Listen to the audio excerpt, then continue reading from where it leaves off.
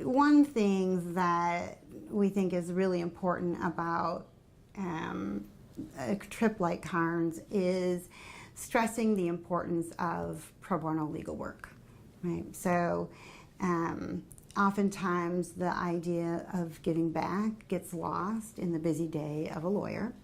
And so this really opens their eyes about, lots of lawyers who that's what they do with their whole career, or sometimes we've been there with other volunteer lawyers who at their own expense and take time out of their busy lives to spend a week down there. So that's one thing.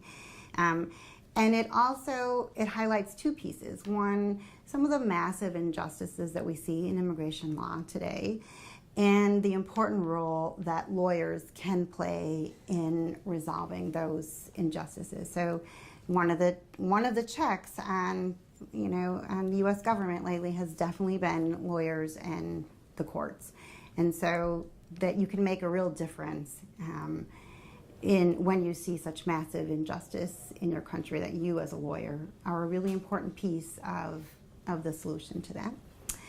And the other thing that is really important is they learn interview skills. And what we tell them is, if you can learn to interview a trauma survivor, you can interview almost anyone. Because of course, there are all kinds of questions you have to ask that are uncomfortable for you, uncomfortable for the client, really difficult to talk about, might leave you stunned, might leave you feeling sad or mad or outraged or horrified. And you really have to find this balance. Something that I think maybe I didn't do enough while I was in law school was actually getting real-life client interviewing experiences.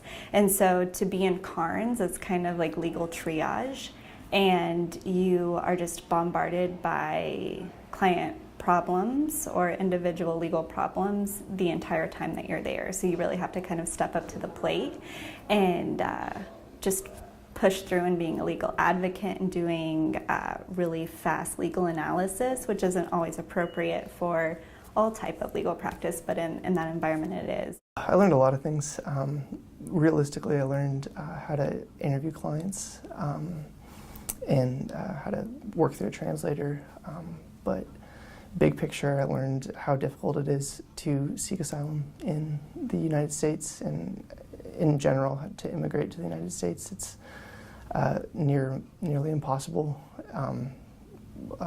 realistically, to wait for a visa, and seeking asylum is sometimes looked down upon. But if I think there's a lot of legitimate claims out there that are denied based off of policies and whatnot. But learned the kinds of ins and outs of the asylum process through these face-to-face stories over just a week, and those stories compound every day. There's more and more across these asylum centers across the country, and it kind of puts a different light on the big picture of that these people are facing.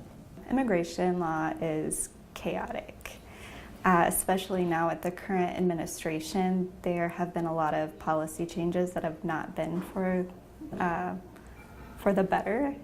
So the policies change consistently. So every day we have to check to see if something else has changed within immigration law.